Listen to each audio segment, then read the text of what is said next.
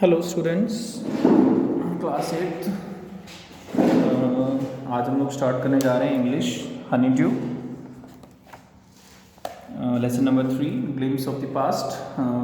Lesson के बारे में बताता चलूँ कि सब्जेक्ट बेसिक इंग्लिश कर रहे हैं हम लोग, बट ये लेसन जो है ये रिलेट कर रहे हैं हमारे पास से, इतिहास से, हिस्ट्री से ये रिलेट करेगा।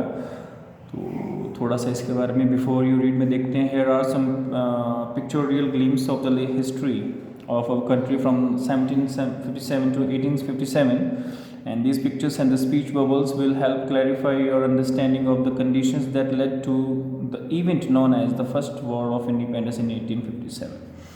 तो ये जो लेसन है ये 1757 से लेकर 1857 तक कि पूरा हिस्ट्री आपको बताएगा। तो कुछ जो डायलॉग्स इसके अंदर दिए हुए हैं, कुछ नॉर्मल इन्होंने बातें लिखी हुई हैं, दोनों मिलाकर हमें क्लियर कर देंगे कि क्या ये कहना चाहते हैं।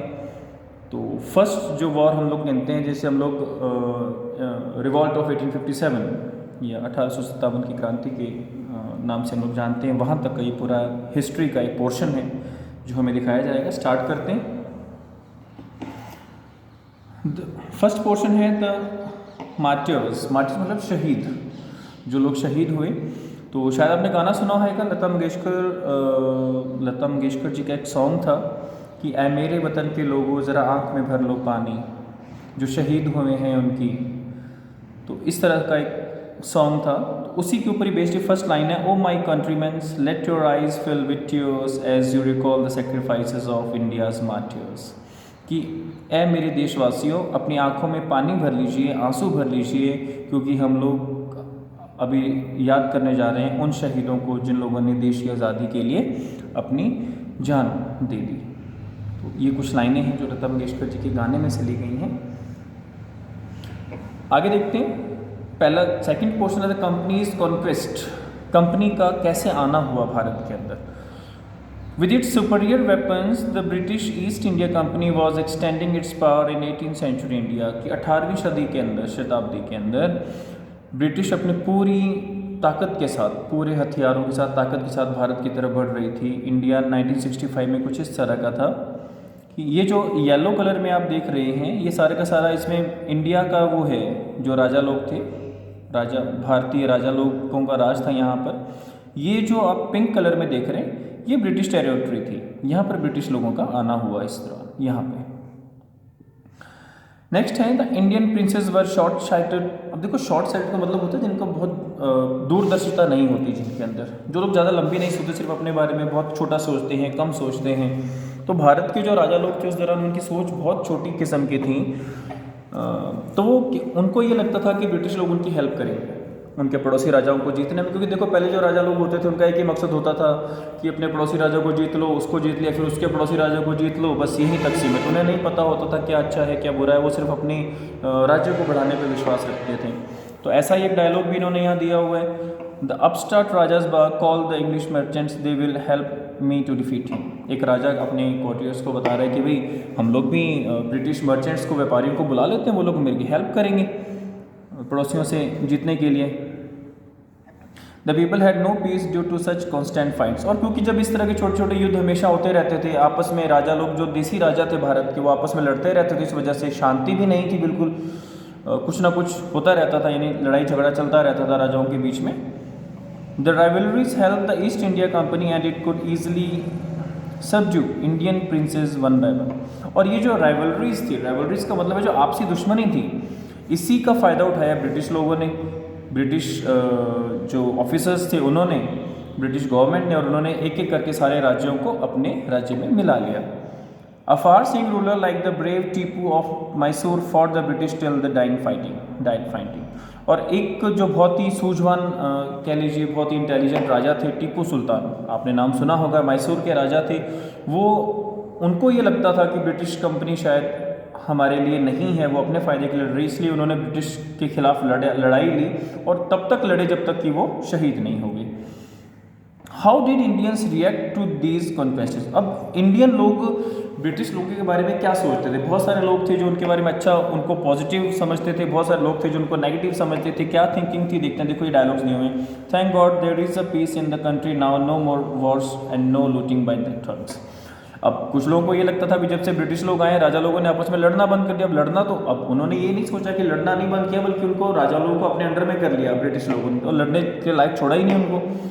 अब लोगों को ये लगता था कि भी बहुत शांति हो गई है, युद्ध वगैरह बंद हो गए हैं, it is God who send the British. अब कुछ लोग सोचते थे भगवान ने ब्रिटिश लोगों को हमारे यहाँ भेजा है हमारे देश को बचाने के लिए, और destiny is linked with them. और कुछ लोग ये भी सोचते थे कि भी हमारी जो किस्मत है वो ब्रिटिश लोगों के साथ ही बन सकती है। दूसरी तरफ कुछ लोग सोचते थे the white man has killed our और डिथॉन्ड आवर किंग्स। कुछ लोग सोचते भी जो ब्रिटिश लोग आए, जो गोरे लोग आए, इन्होंने हमारे राजाओं को मार दिया है, उनको गद्दी से हटा दिया है। Some kings are not good but after all they are of this lands they're of this land, sorry. और कुछ लोग सोचते थे भी ठीक है, बेशक हमारे राजा लोग, कुछ राजा लोग अच्छे नहीं थे, लेकिन फिर भी ये वो इस ज़मीन के मालिक थे, उनको होना चाहिए था। Now we have become slaves of foreigners. और कुछ लोग ये सोचते थे भी अब हम लोग दास बन के रह गए, नौकर बन के रह गए हैं फॉरनर्स के, यानी कि ब्रिटिश लोगों के। तो अच्छी और बुरी दोनों थिंकिंग्स थी लोगों की। कुछ लोग अच्छा सोचते थे, ब्रिटिश लोगों को अच्छा समझते थे, कुछ लोग बुरा समझते थे। Now third part, British rule. अब ब्रिटिश रूल के दौरान क्या हुआ? Religious leaders preached ideas like untouchability and child marriage. अब जो रिलीजियस लीडर्स थे उस दौरान, जो धर्म के जो जैसे कह लो कि जो धार्मिक सत्संग वगैरह करते थे, उन लोगों का बहुत बड़ा रोल रहा इस ये थोड़ी गलत भावनाएं पैदा करने में। जैसे कि religious leaders preached ideas like untouchability and child marriage. अब वो लोग ऐसे ऐसे सत्संग करते थे, ऐसे ऐसे प्रवचन देते थे जिसमें वो अनटचेबिलिटी, छुआछूत को बढ़ावा देते थे। जैसे कि छोटी जाति है, बड़ी जाति, इन चीज़ों को बढ़ावा दिया उन लोगों ने। और जैसे छोटी जाति के लोगों को नॉर्मल बड़े लोगों के मंदिर में जाने की इजाज़त नहीं थी, छोटे लोगों का कुआं अलग, छोटी कास्ट का अलग, बड़ी कास्ट का अलग। तो इस तरह के उस वक्त हुआ करता था सिस्टम, और ये सारा का सारा होता था उस वक्त के जो धर्म गुरु होते थे वो लोग ये सब करवाते थे। और यहाँ तक कि एक संत ने तो ये तक कह दिया, जैसे यहाँ पर डायलॉग में दिया हुआ है कि all the misery in the world is due to womens, कि जितनी भी माइजरी है, दुख दर्द है दुनिया के अंदर, वो सब औरतों के कारण है। देखिए ये सब उस वक्त कह देते थे, तो ये लोग सिर्फ अपना काम चलाने के लिए इस तरह के बयानबाजी करते थे ना। The truth was the Indians had lost self respect, the British scorned them. अब सच्चाई तो यही थी कि भारत के लोगों ने अपना आत्मसम्मान खो दिया था और इसका फ़ायदा उठाया ब्रिटिश लोगों ने। डायलॉग में आ जाता है the natives are unworthy of trust and incapable of honesty. अब ये कहने की जो यहाँ के लोग हैं वो ना तो वो विश्वास के काबिल हैं, ना वो ऑनेस्ट हैं। और पास में, क्योंकि इंग्लिश में बात करते हैं, हमारे लोगों को समझ में नहीं आता, तो पास में खड़ा भारतीय बंदा कह रहा है true your honour but I am honest. हाँ, आपकी बात सही है लेकिन मैं ईमानदार हूँ। Being merchants, the British wanted quick profits. Their heavy taxes forced farmers to abandon their fields. अब क्योंकि व्यापारी थे ब्रिटिश के लोग, जो शुरुआत में जो लोग आए वो एक अपने आप में व्यापारी थे, तो उनको बहुत जल्दी फ़ायदा उठाना था, बहुत जल्दी उनको मुनाफा कमाना था। तो उन्होंने क्या किया, जो किसानों की ज़मीनों को छीनना स्टार्ट किया। डायलॉग में देखते हैं, but your man are taking all my crop. अब एक किसान ब्रिटिश आर्मी को ऑफिसर को कह रहा है कि भी आपके आदमी मेरी सारी फसल ले गए हैं। तो ब्रिटिश आदमी क्या कह रहा है, you are still in arrears. Arrears का मतलब होता है अभी भी आपकी किश्तें बकाया हैं, यानी कि आपका टैक्स अभी बकाया है। If you don't pay next week I will send you to jail. अगर तुमने अगले हफ्ते तक पे नहीं किया तो मैं तुम्हें जेल में डाल दूंगा। अब देख लीजिए, सारी फसल ले ली किसान से, फिर भी कह रहे हैं कि आपका टैक्स अभी बकाया है। तो इस तरह से वो लोग हमें फोर्स करते थे, दबाते थे। Still the British invented other methods which gave them more profits. इसके अलावा और बहुत सारे तरीके उन्होंने आजमाए और ज़्यादा मुनाफा कमाने के, प्रॉफिट लेने के। जैसे कि the goods manufactured in England should not have any import duty with brought into India. A good idea. अब एक इंग्लिश ऑफिसर ये कह रहा है कि अगर इंग्लैंड में सामान बनाया जाए और उसको इंडिया में बेचा जाए तो एक तो बीच में कोई हमारे कस्टम ड्यूटी नहीं लगेगी, कोई टैक्स नहीं लगेगा हमें यहाँ लाने में। तो East India company's laws began to cripple Indian industries. अब ईस्ट इंडिया कंपनी ने जो कानून बनाए उसने भारतीय इंडस्ट्रीज़ को, इंडियन इंडस्ट्रीज़ को तहस नहस करके छोड़ दिया, ख़त्म करके छोड़ दिया। The British policies inevitably famines followed between 1822 and 1836. 15 lakh Indians died of starvation. अब इसी दौरान एक और जो दुर्घटना होती है वो ये कि 1822 से लेकर 1836 के बीच में बहुत बड़ा अकाल पड़ता है, यानी बारिश नहीं होती, लगभग 15 लाख भारतीय भूख से मर गए। और सोचिए जानवर कितने मरे होंगे। ये एक ऑफिशियल डाटा है। अब आप रियलिटी अगर आप ग्राउंड लेवल पर जाकर देखें तो आप देख सकते हैं कितनी बड़ी ट्रेजेडी थी ये। और उसी दौरान ब्रिटिश की वो बहुत ही खतरनाक वाली पॉलिसीज़ आ गई। The British policies ruined the expert artisans and the businesses. अब जितने भी घर पे छोटे मोटे आर्टिस्ट थे, कोई मिस्त्री था, कोई लकड़ी का मिस्त्री था, जो भी थे छोटे मोटे जो लोग थे, इन सबको जो बिजनेस था वो ठप कर दिया ब्रिटिश लोगों ने। पार्ट 4, राजा राम मोहन रॉय। आप जानते हैं कि राजा राम मोहन रॉय बहुत बड़े सोशलिस्ट हुए हैं, एक समाज सेवी हुए हैं। 1772 में इनका बर्थ होता है, 1833 में ये इनका डेथ हो जाती है। तो राजा राम मोहन रॉय के बारे में पढ़ते हैं। Raja Ram Mohan Roy, a learned man from Bengal, understood what was wrong with the country. Raja Ram Mohan Roy बहुत ही अच्छा पढ़ा लिखा इंसान था, जिसे पता था कि देश में जो ये समझता था देश में कहाँ बुरा हो रहा है, कहाँ पर सुधारने की ज़रूरत है। Let us not despise ourselves, our ancient culture is great and we are capable of greater achievements, and we must first reform our society. Superstitions have been running us.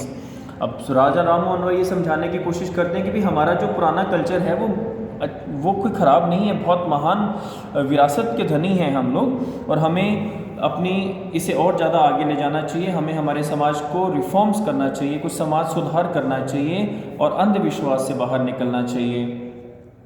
He told his wife Uma, और वो अपनी wife Uma से कहते हैं, cows are of different colours but the colour of their milk is the same. Different teachers have different opinions but the essence of every religion is the same. वो कहते हैं जिस तरह गाय अलग अलग कलर की हैं, ब्लैक, वाइट, ब्राउन कलर की भी होती हैं, लेकिन दूध का रंग हमेशा सफ़ेद होता है, उसी तरह जिस तरह धर्म चाहे कोई भी हो, धर्म की जब हम लोग सभी धर्मों की बात करते हैं उसमें से बात एक ही निकल कर आती है। धर्म अलग अलग हो सकते हैं लेकिन उनकी कही हुई बातें, उनकी जो उन्होंने राह हमें दिखाई है वो एक ही है। उसी तरह से काले गोरे का कोई भेद नहीं होता, हमारे बीच में किसी भी तरह का कोई भेदभाव नहीं होना चाहिए।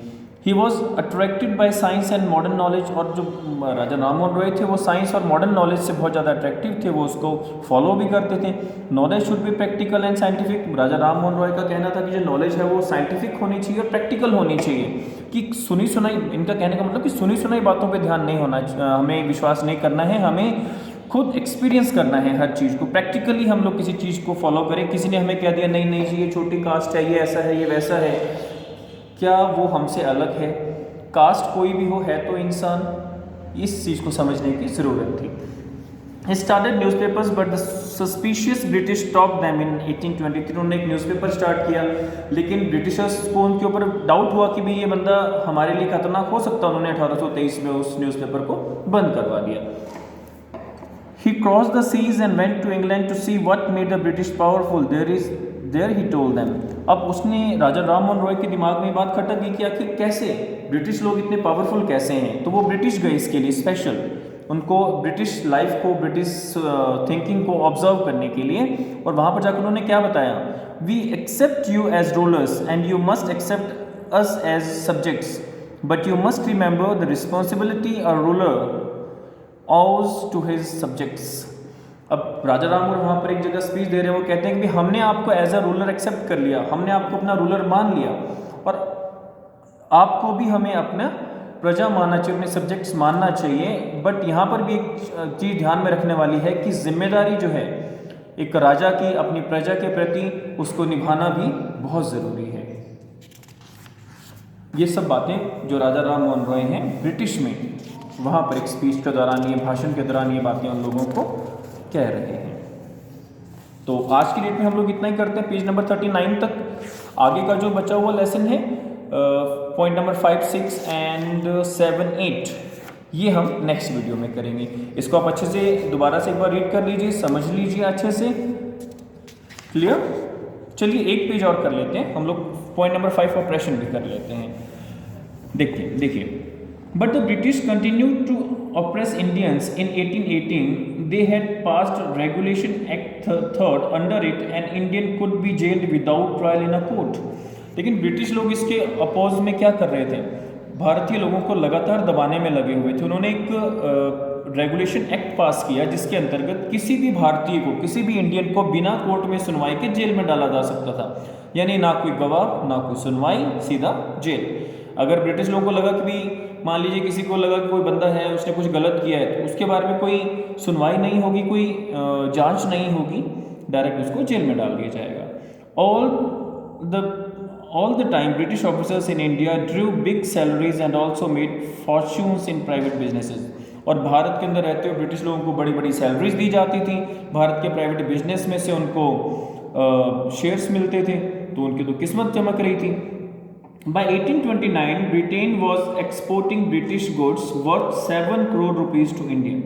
अब देखिए 1829 तक 29 तक ब्रिटिश में से लगभग 7 करोड़ रुपए का सामान भारत आया बिकने के लिए। The British prospered on the company's loot while Indian industries began to die. अब ब्रिटिश लोग जो थे वो फलते फूलते जा रहे थे, उनकी बहुत ज़्यादा रिच होते जा रहे थे, अमीर होते जा रहे थे, क्योंकि ब्रिटिश कंपनी यहाँ पर आकर लूटती थी और पैसा इंग्लैंड जाता था सारा, और भारत की जो इंडस्ट्रियाँ थी वो खत्म होती जा रही थी। Governor general Bentinck reported back home. Governor general Bentinck ने एक रिपोर्ट बताती है, the bones of cotton weavers are bleaching the plains of India. अब वो कह रहे हैं कि जो कॉटन वीवर्स की, कॉटन का काम करने वाले लोगों की जो हड्डियां हैं वो भारत के मैदानों में शायद ब्लीचिंग के काम में ली जा सकती हैं। तो यानी इस तरह की वो लोग हमारे बारे में थिंकिंग रखते थे। तो स्टूडेंट्स, पेज नंबर 40 पर आज हम लोग इस वीडियो को स्टॉप करते हैं और नेक्स्ट वीडियो पेज नंबर 41 से स्टार्ट करेंगे। Thank you.